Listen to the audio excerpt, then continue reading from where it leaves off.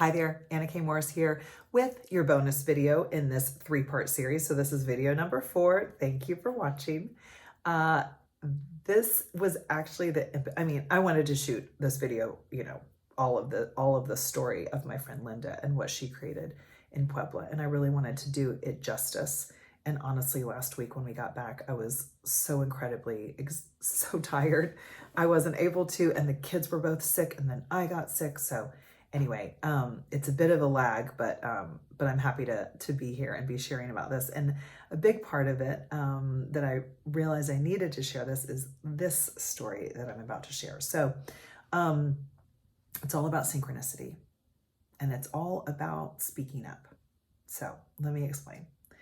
And I'm sure this happened in a million ways at Linda's cincuenteñera. And I would love if you attended her birthday party. If any kind of magic happened, put it in the comments below. Send me a private message, whatever. I want to hear about all the magic that came out of this weekend, because I know that there's so much more than just this one story. Okay.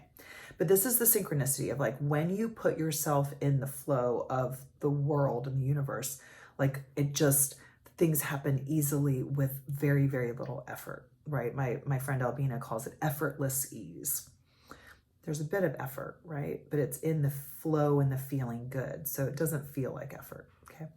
Okay, so we're on this trip. Everybody knows that I have 2 brown and white and black and white speckled dogs, Barney and Duke. They're usually underneath my desk when I'm shooting these videos, but they're not here right now because I think they're begging for treats in the kitchen.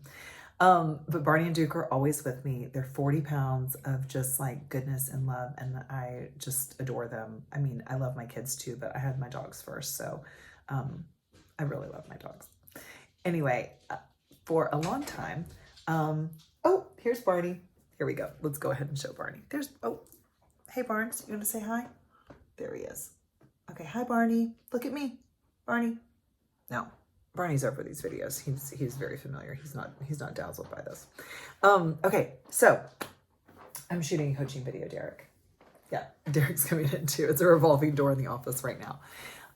Okay, so a client and acquaintance of mine is a foster dog mom, and she has 2 kind of mixes like mine, and then she's always fostering a 3rd dog.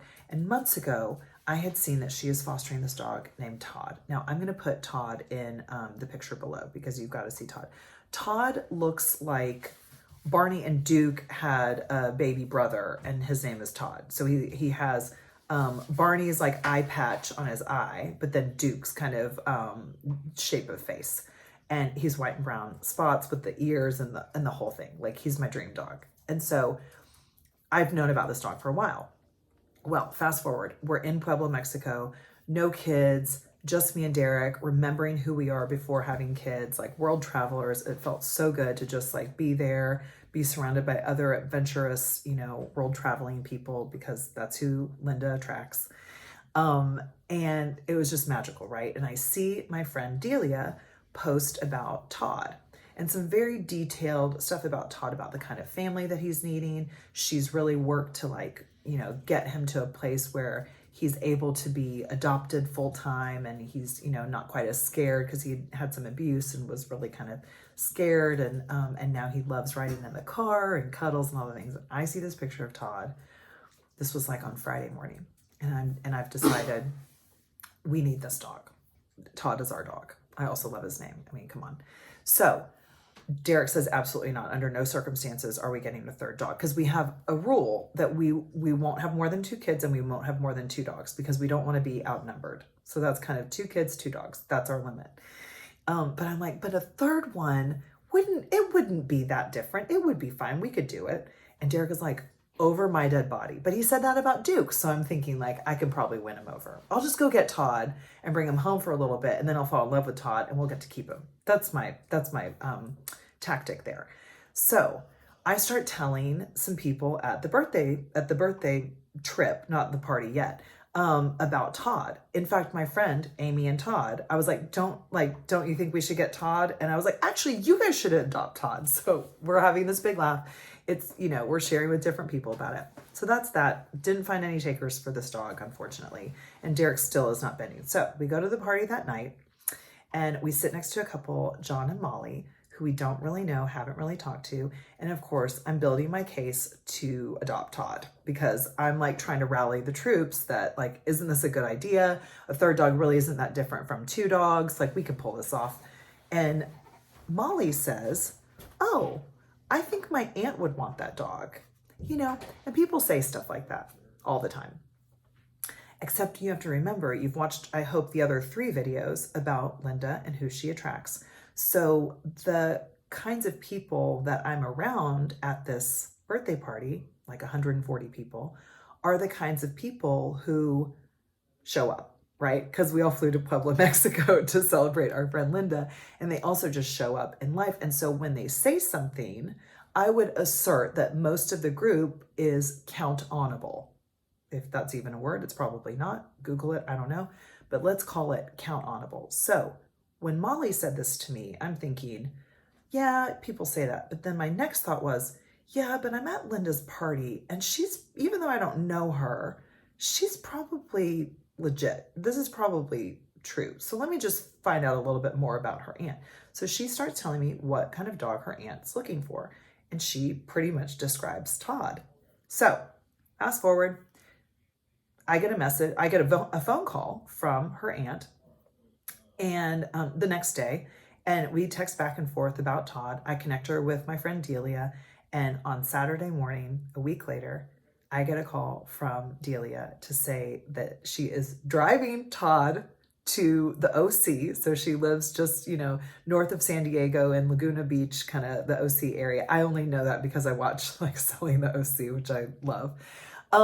And Delia is driving Todd out to Molly's aunt, and Molly's aunt is now adopting Todd.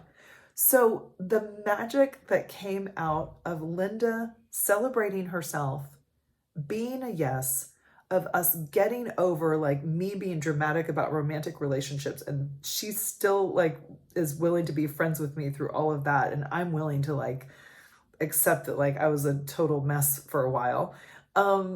All of that had to happen for this dog to find his forever home. And that, for me, is just the silver lining of a trip that was already and always one of my most unforgettable times. And now to know that this sweet dog who had been abused for a long, maybe all of his life, I don't know. There's Derek again.